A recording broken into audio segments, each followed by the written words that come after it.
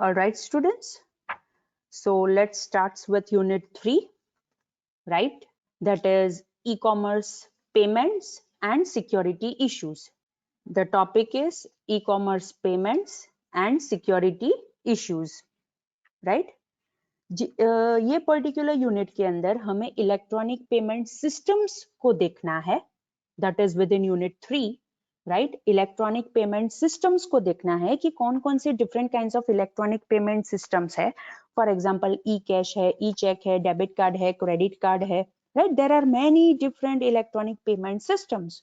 वो सारे electronic payment systems हमें पढ़ने हैं. अलोंग विद दैट वो सारे इलेक्ट्रॉनिक पेमेंट सिस्टम के अंदर जो इश्यूज है, राइट, जो भी रूल्स एंड रेगुलेशंस है वो हमें देखने हैं, क्या प्रॉब्लम है वो हमें देखना है. And along with that we also need to consider advantages and disadvantages of those electronic payment systems.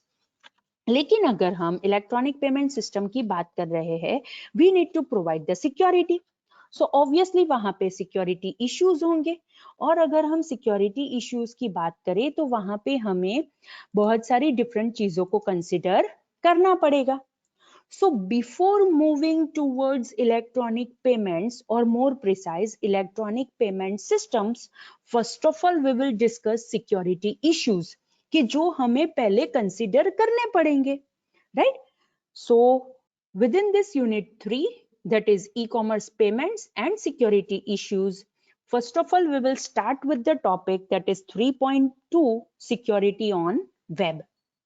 Again, I repeat, first of all, we will start with the topic that is 3.2 security on web, right? Now, what is the scenario, students?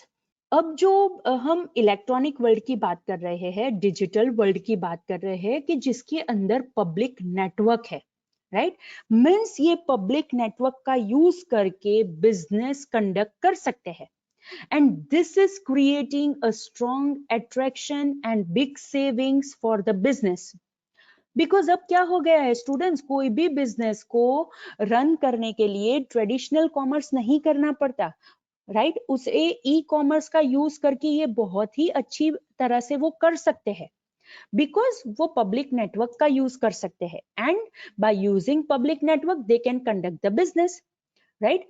Now the thing is that if we are talking about public network, then we have to consider security and we have to consider confidentiality, right?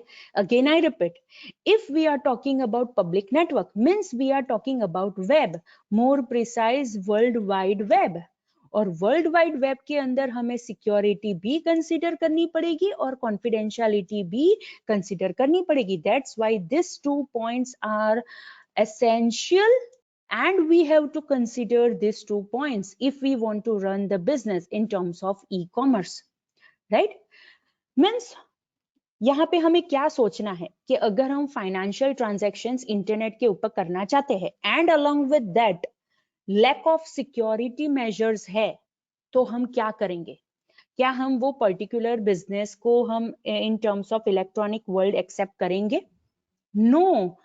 अगर हमारी financial information, right, अगर हमारी payment related information किसी और के पास चली जाती है, then obviously we will not consider that business. हम वो बिजनेस हम वो पर्टिकुलर कंपनी के साथ या फिर हम वो पर्टिकुलर ऑर्गेनाइजेशन के साथ बिजनेस नहीं करेंगे. That's why we need to consider security and confidentiality, which are the most essential part. So before businesses can conduct financial transactions over the internet, and a lack of widespread security measures remains at the same time, right? मतलब एक ही time के ऊपर हमें ये दोनों चीजों को consider करना है, दैट इज फाइनेंशियल ट्रांजैक्शंस के जो इंटरनेट के ऊपर हो रहे हैं, and along with that still there are lack of widespread security measures के जो हमें यहाँ पे ओवरकम करने हैं, जिसके रिलेटेड हमें सोचना है, राइट? प्रेजेंट क्या है स्टूडेंट, अभी क्या हो रहा है? क्रेडिट कार्ड नंबर की बात करें, फाइनेंशियल रिकॉर्ड्स की बात करें, या फिर बहुत सारी इंपॉर्टेंट इंफॉर्मेशन की बात करें, तो बहुत सारी एप्लीकेशंस ऐसी है कि स्टिल एनक्रिप्टेड मैनर के अंदर वो ट्रांसमिट नहीं करती है. अगर वो एनक्रिप्टेड मैनर के अंडर ट्रांसमिट नहीं करेगी तो कोई भी पर्सन आके उसे हैक कर सकता है, वो जान सकता है कि क्या इंफॉर्मेशन है, कौन सी इंफॉर्मेशन पास ऑन हुई है। सो अभी प्रेजेंट ये सिनारियो है कि बहुत सारी एप्लीकेशंस ऐसी है, बहुत सारी ई कॉमर्स एप्लीकेशंस ऐसी है कि जहां पे एनक्रिप्शन अभी नहीं रखा गया है। तो obviously it is open to internet hackers कि चलो भाई ये एप्लीकेशन तो सिक्योरिटी प्रोवाइड ही नहीं कर रही है, डू वन थिंग, हैक कर लो इंफॉर्मेशन, और उसके बाद तो कितने सारे डिफरेंट फ्रॉड्स हो सकते हैं। सो ये जो लैक ऑफ डेटा सिक्योरिटी है ना स्टूडेंट्स इंटरनेट के ऊपर, it is a high profile problem. Again I repeat, ये जो लैक ऑफ डेटा सिक्योरिटी है over the internet, it is a high profile problem. It means कि हमें इसे पहले कंसिडर करना पड़ेगा, because students day by day इतनी सारी एप्लीकेशंस आ रही है, इतनी सारी ई कॉमर्स एप्लीकेशंस आ रही है कि जहां पे इतनी सिक्योरिटी नहीं है हमारे डेटा की, तो ऑब्वियसली हैकर्स को तो बहुत ही अच्छा मिल गया, राइट? कितनी सारी इंफॉर्मेशन हैकर्स ले सकते हैं और उसे फ्रॉड करने के लिए यूज कर सकते हैं। That's why it is considered as a high profile problem. And so many commercial applications को क्या चाहिए? क्लाइंट सर्वर मॉडल चाहिए, राइट? कि जो क्या कर सके, ऑथेंटिकेट कर सके टू ईच अदर, मतलब क्लाइंट सर्वर को ऑथेंटिकेट कर सकता है और सर्वर क्लाइंट को ऑथेंटिकेट कर सकता होना चाहिए। एंड जो डेटा एक्सचेंज हो रहे हैं वहां पे कॉन्फिडेंशियलिटी मेंटेन होनी चाहिए। Then only our e-commerce application will become successful in this global market. Again I repeat students, अगर हम कॉमर्शियल एप्लीकेशंस की बात करें तो वहां पे हमें क्लाइंट सर्वर मॉडल कंसीडर करना पड़ेगा कि जहां पे क्लाइंट और सर्वर एक दूसरे को ऑथेंटिकेट कर सकते होने चाहिए, और जो भी डेटा एक्सचेंज हो रहे हैं वहां पे भी कॉन्फिडेंशियलिटी मेंटेन होनी चाहिए, right? So this is the thing we need to consider within security on web, के कौन कौन सी चीजों को हमें कंसीडर करना पड़ेगा। So if we are talking about exchanging data, then it must have these three properties. Again I repeat, if we are talking about exchanging the data, then it must has these three properties. Properties are server authentication, privacy using encryption, and data integrity. These are the three properties which we need to consider if we want to exchange the data over the web. Now what is this server authentication?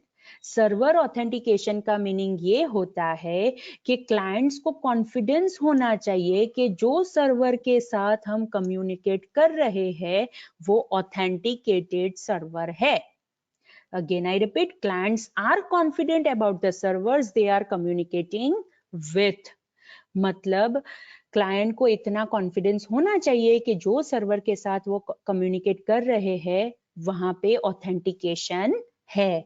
That is the first property, that is server authentication. Second property is privacy using encryption. Client जो conversation कर रहा है server के साथ वो private होना चाहिए, और हम प्राइवेट उसे कब रख सकते हैं? जब हम उसे एनक्रिप्टेड मैनर में ट्रांसमिट करेंगे तो।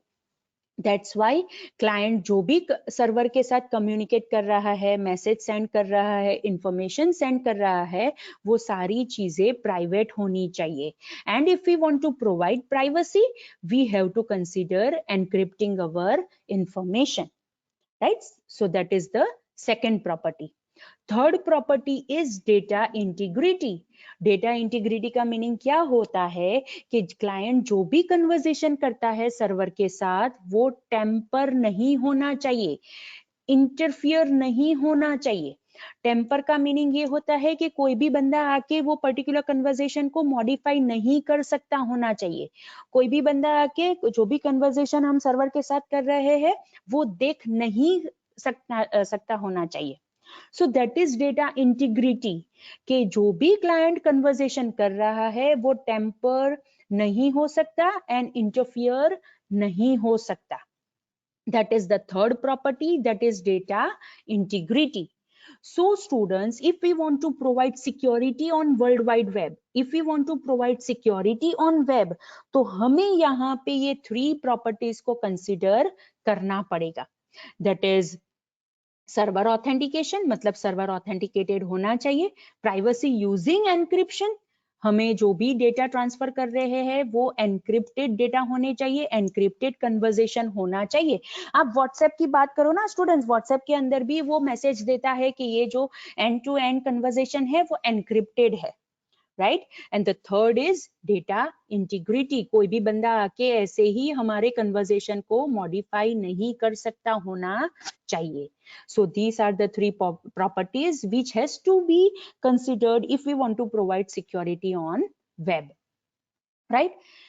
Now for that purpose students, there are many different software companies के जो electronic marketplace providers है कि जो ये secured HTTP implementations कर रही है, राइट. सिक्योर्ड HTTP तो आपको पता है, it is hypertext transfer protocol के it is used to access the website, right. आप कोई भी वेबसाइट को एक्सेस करना चाहते हो, ऑब्वियसली URL HTTP प्रोटोकॉल के साथ ही स्टार्ट होता है, because with the help of that HTTP protocol हम ये वेबसाइट्स को या फिर नेटवर्क के ऊपर हम कन्वर्सेशन कर सकते हैं.